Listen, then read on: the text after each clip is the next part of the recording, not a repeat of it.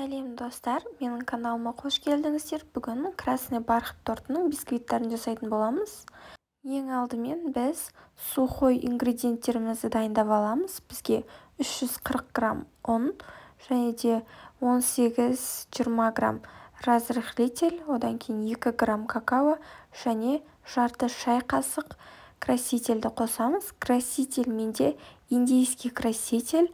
Осы сухой красительді алсаңыздар, өте жақсы нәтиже береді. Және де үстіне 1 шай қасық сода қосып жіберіп, жақсылап араластырып аламыз. Содан соң таза құрғақ ыдысымызға 3 жұмыртқаны аламыз. Менде жұмыртқалар кішкентай болғандықтан мен 4 жұмыртқа қолдандым.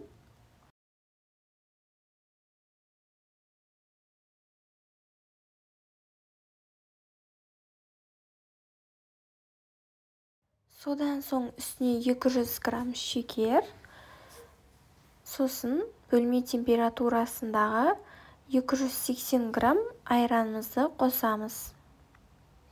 Содан соң бізге керегі сұйық май, 250 грамм сұйық майды қосамыз. Бізде бұл красный бархат тортының бисквиттары екі-ақ тәсілмен ғана жасалады. Осылай 250 грамм сұйық майымызды аламыз. Сосымен енді барлығын бір келгі болғанша 1 минуттай миксерлеп аламыз.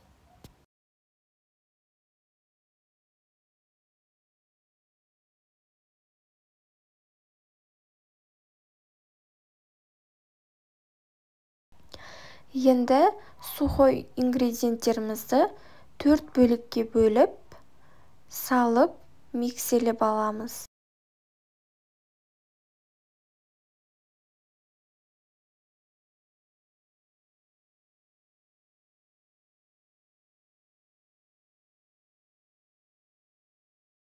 Міне өздеріңіз көргендей, красительдің түсі өте керемет. Сондықтан да осындай индийский сухой краситель қолданыңыздар. Осымен соңғы бөлігін саламыз. Жақсылап бір келгі болғанша миксерлейміз.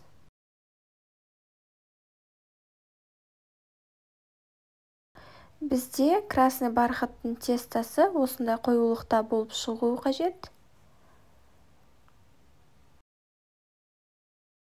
Осымен біздің красный бархаттың тестасы дайын. Мен 20 сантиметрлік формада 2-ге бөліп пісірдім. Осылай айналасына 2 қабат фольга төседім. Және де айналасына жақсылап тұрып жабыстырып қойдым фольганы. Дәл солай екінші форманы да фольгамен қаптап алдым.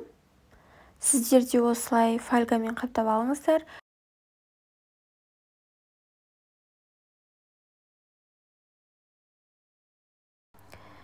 Осымен 2 бөлікке бөліп, 180 градуста 40 минут пісіріп алдым. Әркімнің пеші әртүрлі пісіреді, сондықтан да қарап отырыңыздар. Және де ең басты айта кететін зат, ол алғашқы 20 минутта пешті ашпаңыздар. 25-30 минут өткеннен кейін шпажканың көмегімен пісіп-піспегенін тексеріп алсаңыздар болады. Содан соң 2 сағатқа қойдым. 2 сағат суығаннан кейін айналасын осылай пышақпен босатып алдым. Сосын форманы шығардым. Менде осындай 2 бисквит шықты. Менің бір бисквитім кішкентай болды, бір бисквитім одан сәл биіктеу болды. Себебі мен біреуіне тестасын сәл аздау құйған едім. Сондықтан да мен биік бисквитті 3 бөлікке, ал кішкентай бисквитті 2 бөлікке бөлдім. Осылай менде нан кесетін пышақ бар. Осылай кесіп алдым. Пышақтарыңыз ұзын болса, өздеріңізге ыңғайлы болады түзу кесулеріңізге. Міне осымен біздің бисквитіміз дайын.